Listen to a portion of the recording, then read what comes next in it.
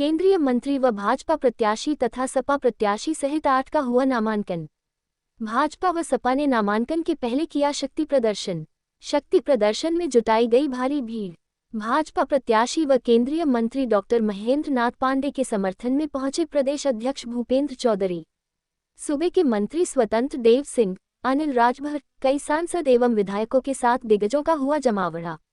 सपा प्रत्याशी ने भाजपा प्रत्याशी पर चुनाव आचार संहिता के उल्लंघन का लगाया आरोप। महत्वपूर्ण है, चंदौली में हमें जनप्रतिनिधियों और माननीय पार्टी के वरिष्ठों के साथ मोदी जी के आशीर्वाद, योगी जी के सहयोग से यहाँ मुझे शिक्षा क्षेत्र का कुछ उच्च स्तरीय काम मुझे और करना है। रेलवे के कुछ काम और हमें करने हैं। साथ में चंदौली बनारस का पड़ोसी है। बनारस में इंफ्रास्ट्रक्चर जिस बढ़ता गया उसका लाभ हम चंदौली वालों ने भी लगातार बनारस में शिवपुर रजगरा और चंदौली की सकल लिया सैयद राजा और मुगल सराय में उठा रहे हैं। उसे हमें और उठाना है ताकि बनारस में जितना विकास मोदी जी के पास आता है उनका आशीर्वाद हम लोगों को मिलता है। और वह क्रम बढ़ते हुए जैसे कभी आपने, मैं एक बड़ी बात बड़ी कल्पना से कह रहा हूँ, आपका सवाल इतना सकारात्मक है, जैसे कभी किसी ने कल्पना नहीं किया होगा। नोएडा, ग्रेटर नोएडा, यह सब खादर थे। खादर मतलब पश्चिम की भाषा में ऊसर परती बंजर, जहाँ कुछ नहीं उगता था।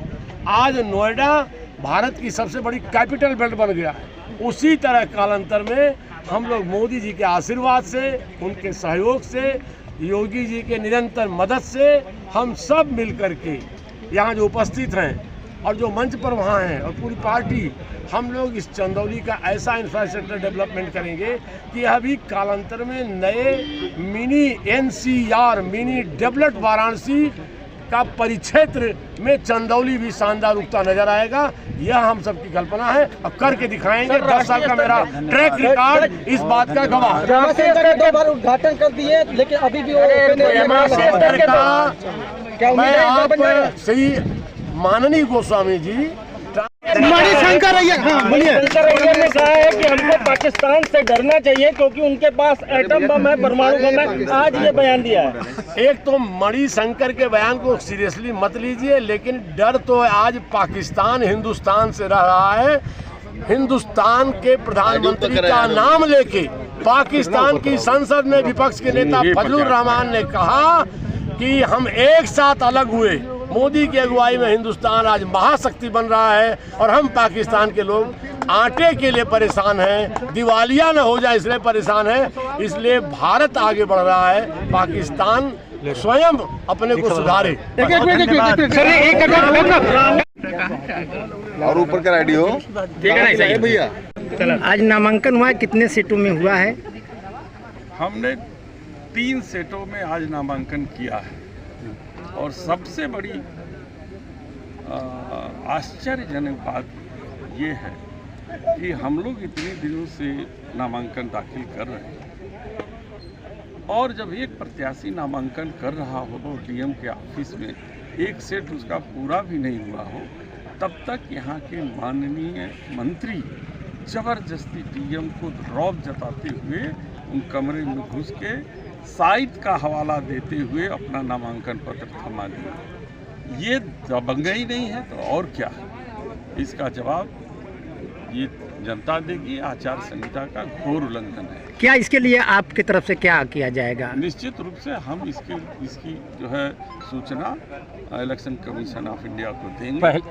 पहले से जिला अधिकारी द्वारा आप लोगों को समय दिया गया था, उसके बाद भी ऐसा क्यों हुआ? अब आप जिलाधिकारी से पूछ सकते हैं।